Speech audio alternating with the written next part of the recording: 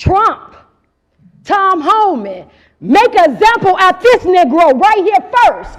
Please come here first, because you know what? We're going to help you. We want to forensic. Ma'am, I would ask that you keep your, hold on a second, stop her time. Stop her time. You told Trump you ain't going to blink? Well, we ain't either. Right. You ain't above the law. And where you going to run to when Trump pours that Trump card out on you? There's a 10-year prison sentence when you want to stand up here for those illegals. You all sit up there and said you will not allow Trump to come in here and get these illegals. Yeah, you can smile. We're in $1 billion deficit. And you spent half of our money, half of that on illegals. You campaigned and doubled down that you would not raise property taxes. I ain't gonna do that. You campaigned, went around doing that. And here we are right now. You wanted to raise our taxes $300 million. They shut it down. Now we back here for $150 million. Okay. See, this is what we asking now. Since you want to crash out, some of y'all say y'all willing to go to jail for it. Trump, Tom Homan, make an example out this Negro right here first. Please come here first, because you know what? We're going to help you. We want to forensic. Ma'am, I would ask that you keep your, hold on a second, stop her time. Stop her time. Just a second. Stop her time. Ma'am, I would ask that you, if you want to continue speaking, you have to make sure that your language is appropriate, okay? All right. Alex. Okay, you can begin her time again. You're going to spend our tax dollars to go, Michael Rodriguez, you said to take Trump to court to protect these illegals. You said you're going to spend our tax dollars to take Trump to court to protect these illegals if they try to come in your district. And then you said all of y'all in cahoots with each other to do it. Okay, so now we about to make y'all famous. We're going to let all y'all constituents know who y'all ratting for, that y'all wouldn't spend our tax dollars to protect illegals and to get them legal services. So that's what we're doing. That's cool, because we about to make all of y'all aldermen famous. Flip Chicago red. We not playing. Woo! I love it, y'all. I love it, man. Oh, man, it's going to be a good day today, baby. When them Patriots, that red wave stomps the ground. Salute to this beautiful Patriot right here. We are stomping the ground, man. And I pray Trump do in his cabinet, they make an example out of this corruption, man. They make an example out of these people, especially over there and what's going on in Chicago and a lot of other places, man. Even over here where I live, we got to make an example, you know, because it's a disgrace what they've allowed to happen. And it's a lot of people need to be held accountable. And the Biden and the Harris administration should be ashamed of themselves, you know. And I say hands behind your getting back. It's ridiculous, man. The Biden crime family. I mean, it's just a disgrace, man. But huge shout out to this picture right here. I couldn't wait to get into this video, y'all. I was going to post it yesterday, but I said I'm going to post it tomorrow. You know, because we were so busy with so many other videos yesterday. It's just so much breaking the news right now, man. It's just so much happening, you know. People getting pardoned and all kind of stuff. You know, people dropping the ice cream on the floor. You don't never know what's next, man. But let's go and play this next clip, man. Okay, so I got a great way how we can what we can do with this budget. First, let's start with cutting off illegals, getting free everything. Free housing, free schooling, free food. Yeah, let's start with that. That'll save us a lot of money. What, $600 million? Let's start there. Then let's start with your salary. You are going down in history as the worst mayor in America. Let's start with cutting yours. You making too much money. Let's start there. And now let's start with the police detail you had, the 200 police detail you had. Let's start with that. Because you Democrats, and you remember you told us to defund the police? Remember, you ran on that. Remember, you was the defund the police? Let's start with that. Let's defund the police detail that you have. And let's put the police back in our neighborhood, because we're not for defunding the police. We need the police. So let's start with all the Democrats, because y'all policy, what y'all push in our neighborhood, defund the police. So all y'all that got police details and got police presence around y'all house, let's start with cutting that. That'll save a lot of money. So won't you just practice what you preach? Remove all the details. We saw you coming in today. You had all the police presence. So let's take some of that away. And then let's start with and I'm asking you all, and I'm telling you all, aldermen, whatever property tax hike he's proposing, or whatever taxes he's proposing on the Chicago citizens, I'm letting y'all know for real. And now, if you all vote on anything to raise all taxes or anything, because we already suffering homeowners, you all will not be in those seats. You could sum it up. You have progressive radicals who say, let's fund illegal immigrants over American citizens like Brandon Johnson. And then you have Trump increasing his numbers double digits among all kinds of demographics. People in MAGA hats saying, we're rejecting this, Brian. Governor Pritzker, too, said, you come from my people. You got to go through me first. Mayor Brandon, whatever his name is, Johnson comes out. How do I forget the name Johnson? That's okay. It's pretty low. But he comes out and says, we have repaired the relationships with our police force. The last thing we're going to do is reopen those scabs and allow that. What are you talking about? When ICE shows up with a detainer and says he wants that prisoner, you should say, please take the gangster off my hands and his neck tattoo and put him back in Venezuela. This is, I didn't see any of that. I am so encouraged to hear that, because what is in the best interest of the people instead of your backwards party? The people are saying, you're taking my services, you're overriding my classrooms, you're taking my money, you're ruining my airports, you're taking over my subways, you're taking over my streets. Please tell me, stop helping me. You're not doing anything for me. And this is the minority community who, with President increased in all those areas. I just hope he uses this time to go back to President Trump, with his staff that he's building up, to go back to Chicago, back to New York, back to Philadelphia. Says, now that I got some of your votes, I want to find out how else I can help. I saw you on Outnumbered. I want to help you out. How do I do that? How do you convince your politicians to give me the power to let Tom Homan do his job? Yeah, well, he's doubling down. Harris, listen to Mayor Brandon Johnson on his words for the Trump administration. Our values will remain strong and firm. We will face likely hurdles in our work over the next 4 years, but we will not be stopped. And we certainly will not go back. We will not go back.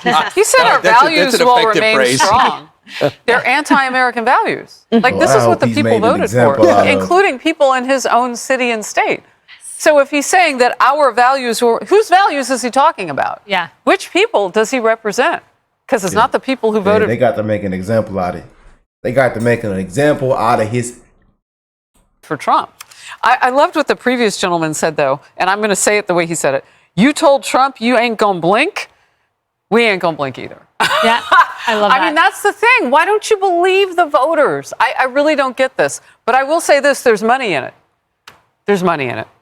And so if they fix all the problems and they make everything go away and they keep those police officers employed and happy and all of that, what will they run on? No one will have a victimhood. No one will have grievance. We'll always have some crime in society. I'm not saying that it'll be completely wiped away, but it doesn't give them the soapbox moment as the left to be able to say, I ran on keeping those people from putting you in chains. Well, couldn't they say I fixed it? I believe Joe Biden said when he was running. Harris, couldn't say you could run on I fixed it? Why doesn't the mayor try to fix it? Oh, well, he has a plan, Emily. So the $300 million property tax was voted down by the city council. And I was so intrigued by what he said after.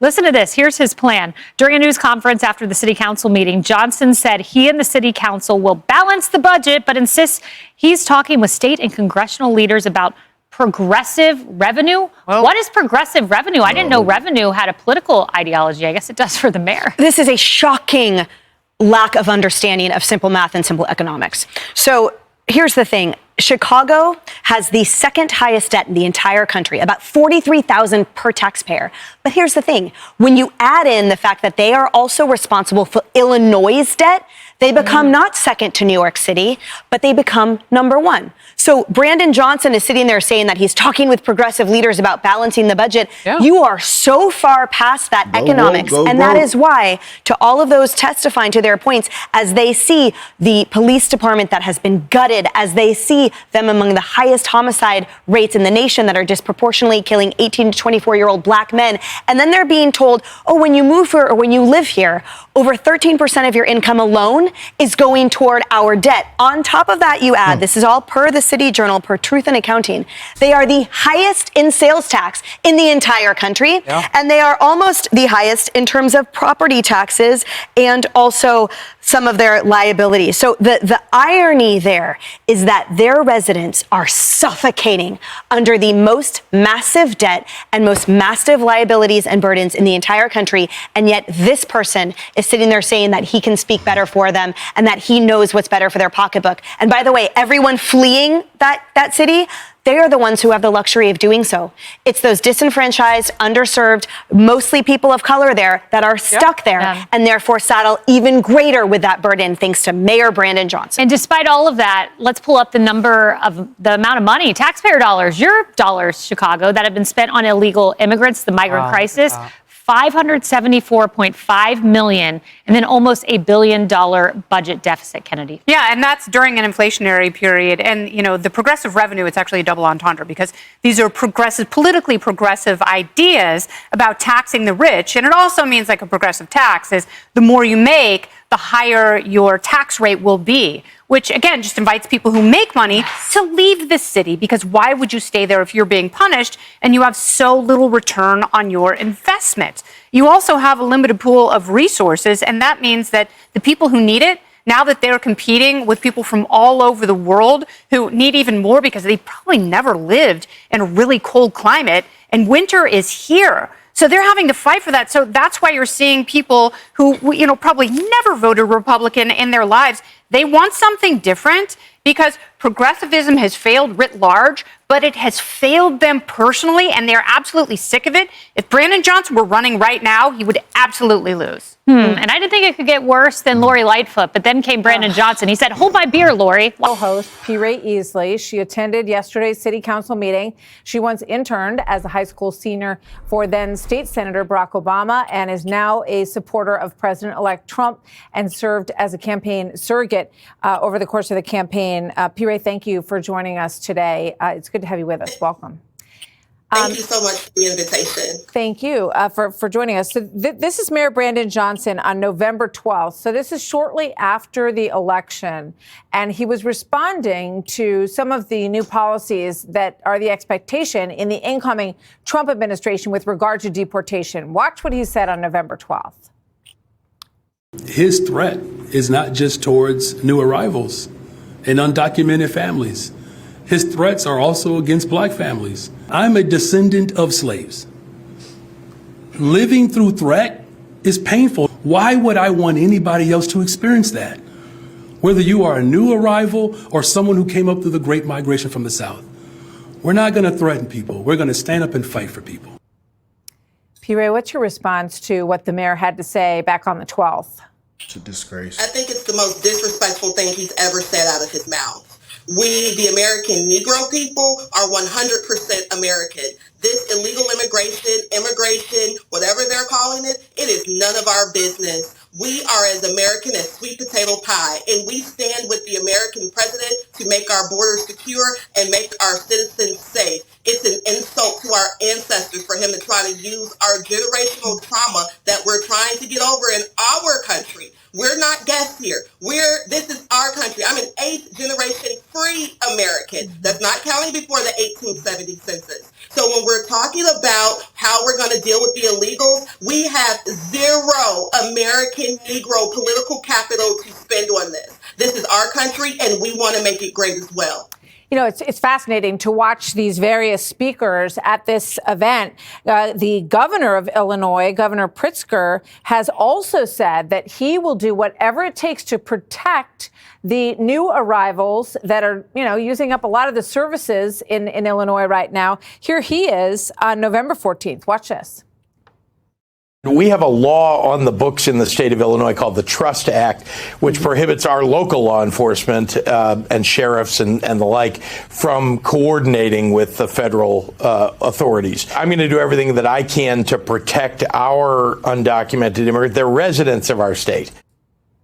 So it's pretty clear that he and the mayor are out of step with the way that you think and the other individuals that we just watched. What's your sense of Illinois and Chicago in general? Do you see a change happening? I mean, Biden obviously still won in the state of Illinois, but what do you see on the ground politically?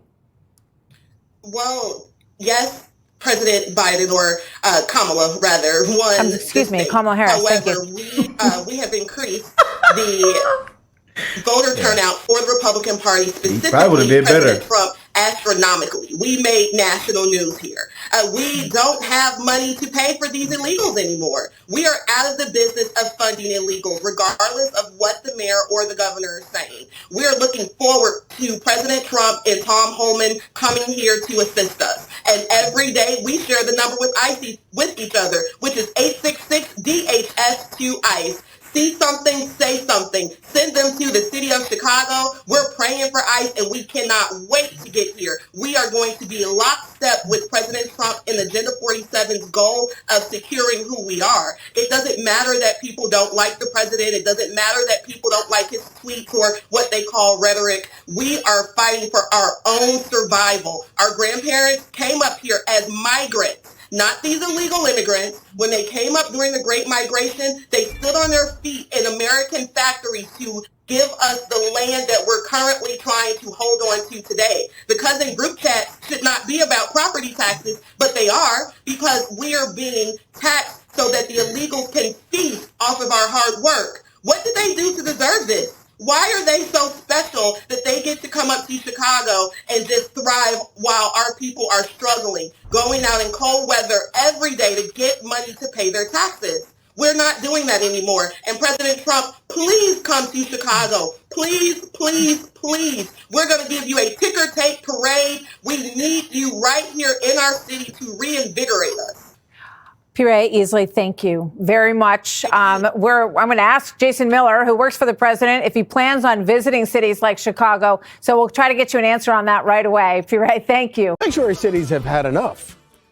Chicago residents are giving their woke mayor, Brandon Johnson, an earful for prioritizing illegal immigrants over struggling Americans while raising their taxes. Some of the folks even rooting for President-elect Trump. Watch this. Trump, Tom Homan, make an example out this right here first. Please come here first, because you know what? We're going to help you. And you so strong about protecting those aliens, but you won't do nothing for the U.S. citizens. Mayor Johnson's leadership can be defined by demagoguery, fueled by progressive rhetoric and driven by a divisive agenda that plays to the lowest common denominator. Here you are with another gritty property tax hike, trying to push the have-nots to house your precious illegal immigrants. You told Trump you ain't gonna blink? Well, we ain't either. Well, so, Dana, when you look at things like that, you start to think that this sort of new political movement that Donald Trump has put together could possibly be lasting. Well, we talked about consequences in the A block. I mean, there are consequences for bad policies and bad playbooks. So it's bizarre to watch. Like, imagine if the Bengals rewatched all the tapes from their season and said, "Oh, that wasn't so bad. We'll run the exact same plays next year." Bill Hemmer's going to have a heart attack. You can't do that to him. Just like you can't do this to the people of Chicago. It is so obvious that they're desperate. And there's no time like right now to be willing to change policy. Look at Eric Adams of New York. Now, he asked for a change in the sanctuary policy a couple of years ago, and the city council said, we can't possibly do that, and they just blew him off. Now, the timing is perfect to say, we're going to cooperate with ICE. Who's going to complain? Who is going to complain? And the thing is that if you do care about the lawful... They say Mayor Eric Adams trying to save his tail, ain't he? But nah, I love what he said yesterday. He said, man, you know what? Y'all can cancel me. I don't care. I am going to work with Trump and his new borders are. Something has to be done. This thing has to get fixed. I know he's trying to get saved and stuff, but hey. And then he called out Obama and the Clintons in that speech as well. He gained my respect points right there. I ain't gonna lie to y'all, man. I ain't gonna lie to you. I'm just being real now. Shout out to them beautiful patriots around the world. I'm just being real. You know, I know he might be trying to save himself, but hey, I'm for it. He called out Obama and them Clintons, you know. He said, you know what, y'all cancel me. But something has to be done. Because it's a disgrace what they've allowed to happen. He said it just like that. So, yeah. The one who is here doing the right thing, going through the process, trying to make sure that they stay square with the law, then the best thing you could do is to cooperate with ICE, because there are 1.4 million immigrants who are already designated for deportation because they have committed crimes or they're here illegally or they were committed crimes in their country of origin. So I think that it's exciting to see people going to a city council meeting saying, we actually are going to stand up for ourselves. But I also say to the mayors, like, why not just be for what's going to happen and do it? Right. So, Jesse, in New York, one of the problems that Eric Adams has is he says that it's hard to get the city council to go along with some of the stuff. But he's reached out to Tom Homan. He name-checked Barack Obama and Hillary Clinton, says Google them and look at what they used to say about criminals and name-check them to say we need to deport illegal aliens who are criminals. Yeah, he was the deporter in chief. And I'll be using that line on Richard for days. The guy needs help. He also needs a pardon, which is why maybe he's asking Trump to give him a hand here. But it's fine. Give him the pardon. We'll give you ICE. We'll cut a deal. One of the reasons he probably got indicted was because he criticized Joe Biden about the migration crisis. Now, and Trump called that out. Trump called that they coming to get him. They are coming to get him. Guy in Chicago is a fool. He has a 14% approval rating. Right. If I had a 14% approval rating, I would do the opposite of everything I had done before. Cook County is going to the right, and this idiot is going to the left. I don't understand this guy. Violent crime homicides have been hit decades highs since Biden opened the border in Chicago, and they cooperate with the feds all the time. They have fugitive task forces. They have sex trafficking, guns, gangs. They work with ICE, U.S. Marshals, all these federal agencies, DEA, ATF. All he needs to do is extend a hand and not act like some crazy wacko. So I haven't checked lately. What is your approval rating right now? It's in the mid-30s. So Richard, so double Brandon Johnson. Yes. Richard, over the weekend, Chicago PD warned their officers to be careful of these criminal aliens. But then the city itself is saying that they refuse to deport the Trendaragua and other criminal gangs. How can you expect not to get punished over that? Well, listen, I think that folks who are in this country illegally, who are committing crimes, should be removed from this country, period. I do think it's worth pointing out for the sake of history that both Mayor Eric Adams as well as Mayor Brandon Johnson did over and over again lobby the Biden administration to fix the problem on the southern border. There were trips that Brandon Johnson took to the White House saying, listen, something has to be done. I think we can acknowledge that both things can be true at the same time. I think we can acknowledge that some of the sanctuary city policies that were passed by many of these mayors, the sanctuary city policy in Chicago was passed before Brandon was even the mayor to begin with, and well as the one in New York was passed before Eric Adams was the mayor. Those policies might not have been the best policy. We also must acknowledge in this moment, that the ideal of busing undocumented, unscreened individuals into the interior of the country wasn't necessarily the best policy, especially given the fact that now Texas is saying, well, we have 14 acres of land, we want them back so we can make some money off of them, which is like the walking hypocrisy in the world in which you bust them to the interior of the country. Now we don't know where they are for many of these individuals. So I think we can acknowledge that two policies might not be the best policy, and that could also be true. So Judge Richard, I didn't understand that, but go ahead. No, Richard I can explain it for you. Sanctuary cities if you want. policies that brought all of these illegal aliens to the country may not have been the best. Let me tell you something.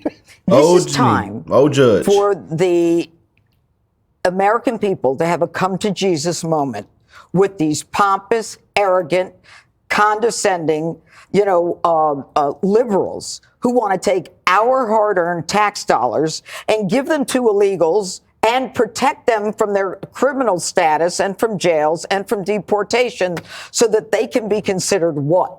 I don't know, a saint? I'm not sure what they're looking for. And this is really why you're losing people like people in the inner city, why you've got Chicago. People in Chicago, they don't want their after-school programs ended and all of these buildings that they use their school programs, after-school programs, so that illegals can live there. What are illegals doing? Okay, we're committing crimes in sanctuary cities. Well, if they are caught, we got to get them a translator. We have to get them a lawyer.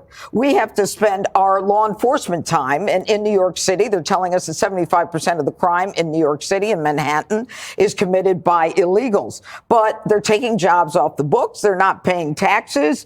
And there's unfortunately a lot of crime, especially with those who are MS-13 and Tren de Aragua. So people like this mayor in Chicago, he wants $300 million to tax the people of Chicago because of the migrants, all right? And when they went ballistic, he said, well, I'll lower it to $60 million. And then you have fools like Gavin Newsom who says, I want to Trump-proof the state. You idiot. You lost $24 billion for the homeless crisis. You don't know where that money went. And now you want to, he wants to spend $25 million to get lawyers to protect the illegals who are on a deportation list from being deported. It's time that America said, enough is enough. I don't know who you're trying to benefit, but you're not trying to benefit the American people. Enough is enough, man.